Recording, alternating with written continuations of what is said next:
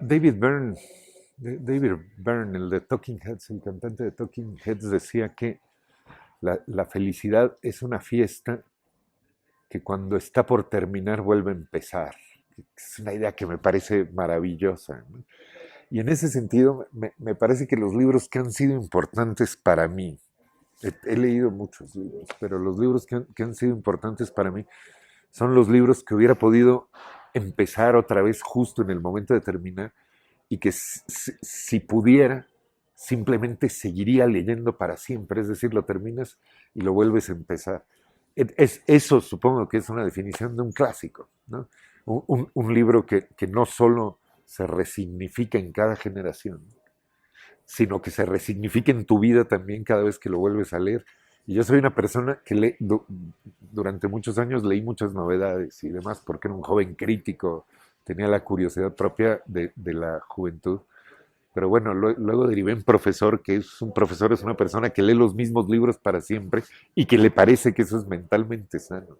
Entonces, bueno, estoy haciendo más bien una lista de libros, eso, que, que me gustaría ahorita, en lugar de estar hablando con ustedes, estar leyendo, y cuando los terminara, me gustaría volverlos a empezar. Y por supuesto, hay esta edición de Ediciones Gandhi que yo no conocía, pero bueno, las ediciones no importan tanto, yo creo, digan lo que digan los especialistas. Moby Dick, que me parece la gran novela americana, entendiendo América como un continente y la novela de la que viene todo. Es una novela que es una enciclopedia, es una novela en la que está todo lo que puede estar en un libro y es una especie de larga, obsesiva monografía sobre esta historia de amor y odio entre un capitán y una ballena, en la que todavía uno puede aprender absolutamente todo sobre las ballenas, pero sobre todo sobre la condición humana, ¿no? Sobre nuestra manera de sufrir, ¿no? Sobre nuestra manera de gozar, sobre lo que nos obsesiona. Si quieres saber cómo es un ser humano, qué es ser humano, tienes que leer Moby Dick o tienes que leer este libro que me imagino que todo el mundo es el que recomienda, pero bueno, ni modo. Esta es la edición de la Real Academia Española en la que nos cagamos, por supuesto, pero la edición seguramente es bastante buena. No sé quién la haya hecho. Yo la edición que suelo dar en clase es la edición de Blecua, que es buenísima, estuvo editada en Planeta, ahorita no sé qué editorial la tenga, y muy probablemente la edición de la Real Academia sea la edición de Blecua, es lo que uno esperaría. En cualquier caso, pues es la primera novela, ¿no? Es la novela con la que se funda la modernidad y es un privilegio que sea una novela que no tenemos que leer en traducción porque funciona en español. No hay nada que decir del Quijote que no se haya dicho, solamente yo quiero ponerlo aquí en la mesa porque yo soy además de escritor, soy un profesor de literatura del siglo XVII, lo cual quiere decir que una vez al año leo el Quijote, ¿no? Es un libro que leo porque me da vergüenza y me da pudor y me da nervios enseñar una clase si no leí lo que leyeron los estudiantes la noche anterior, ¿no? Entonces, bueno, lo leo todos los años y esos 4 meses de todos los años en los que estoy leyendo el Quijote son meses extraordinariamente felices. Mi mujer se ríe un poco de mí, de que todos los años estoy leyendo el mismo libro, pero bueno, no dejen que se rían de ustedes. En ese mismo tenor está, por supuesto, el astro que funda la poesía americana, por supuesto que hay antecedentes, por supuesto que están los cantares indígenas de todas las regiones del continente y demás, pero después de todo esto viene, me parece, el que tal vez siga siendo el poeta más genial que ha dado América, que es por supuesto Su Majestad Sor Juana Inés de la Cruz. No tengo que hacer el elogio de Sor Juana. El sueño de Sor Juana es un poema que cae en el mundo y produce toda una literatura. Sor Juana era una sonetista extraordinaria, escribía redondillas divertidísimas, una intelectual ingeniosísima y una figura que yo creo que todavía es enigmática y que vamos a seguir discutiendo durante muchísimos años. Esta nueva edición de las obras completas de Sor Juana, que por cierto era muy buena, la edición anterior del fondo, que era la de Méndez Plancarte, está hecha por Antonio Alatorre, ni más ni menos. No este me lo voy a llevar. No tengo la nueva edición de las obras completas de Sor Juana hecha por Alatorre, pero yo creo que Alatorre es el profesor y crítico e intelectual que mejor leyó a Sor Juana y además la leyó con gran claridad, ¿no? Vivimos en este mundo bífido en el que hablamos de una manera en la calle y de otra manera en el aula, y luego yo que soy profesor no entiendo lo que dicen los profesores en sus textos y sus clases. Alatorre, que era del mismo pueblo que Arreola y de la misma región que Rulfo y de la misma zona que José Luis Martínez. De hecho, hay una foto de la primaria de Zapotlán en la que aparecen Arreola, José Luis Martínez y Antonio Alatorre, o sea, la selección nacional. Alatorre creía en la claridad, ¿no? Entonces su acercamiento a Sor Juana, que puede ser por su tiempo y su ideología y el lugar desde el que escribía, una poeta un poco opaca, en manos de Alatorre se convierte en pura luz. Y está esta cosa muy divertida que decía José Lezama Lima, que era un hombre muy inteligente, muy raro y muy brillante. Lezama Lima decía que tras la muerte de Sor Juana había un arco en la literatura escrita en español que llegaba hasta Rubén Darío, y abajo de ese arco no había nada.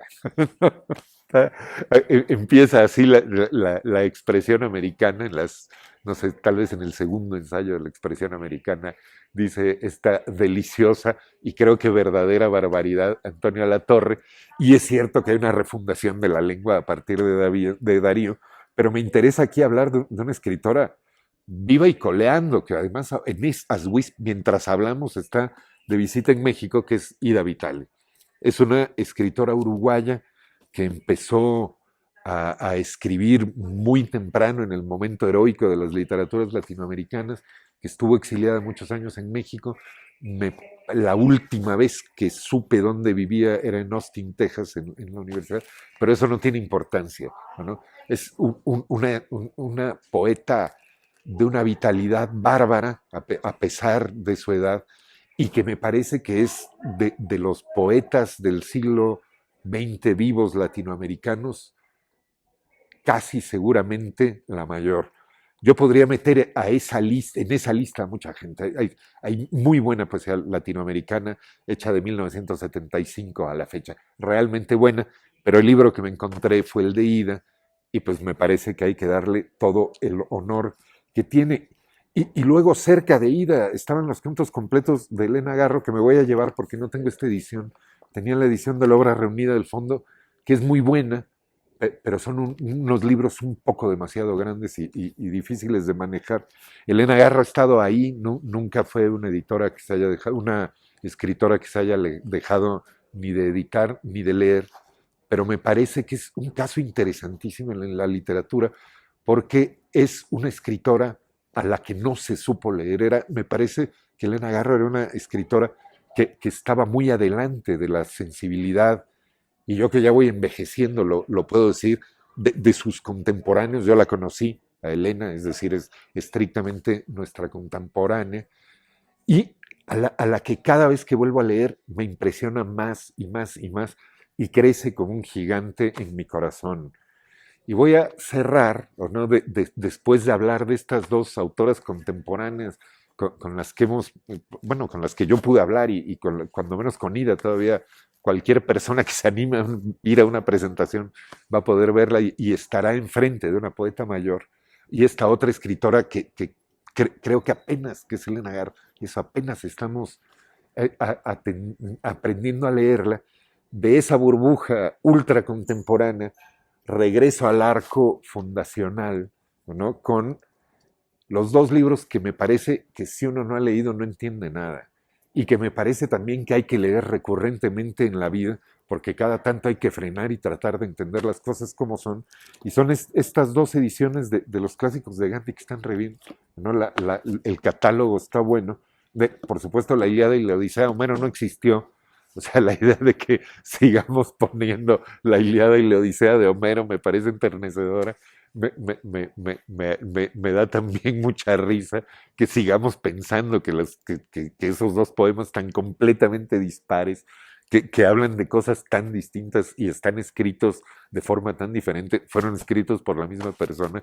La verdad es que Homero fue una serie de poetas de la tradición oral griega que en unos 600 años antes de Cristo, cuando se empezó a escribir en griego, fueron copiados, la gente se lo sabía de memoria, fueron copiados y, bueno, fueron atribuidos a un poeta que según la tradición era ciego y se llamaba Homero, pero bueno, indudablemente eran muchas personas.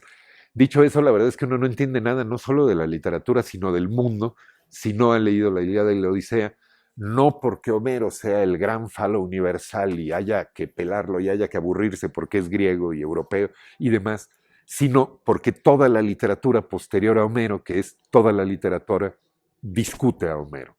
La literatura universal, o lo que llamamos literatura universal, que en realidad es literatura escrita en lenguas europeas, es de algún modo un pie de página que comenta constantemente estos dos poemas fundacionales de la tradición en la que estemos. Se puede, por supuesto, y en estos tiempos se celebra y mucho y está muy bien, leer a Homero para faltarle al respeto a la tradición occidental. Me parece que esa es la postura que tiene que tener cualquier joven intelectual.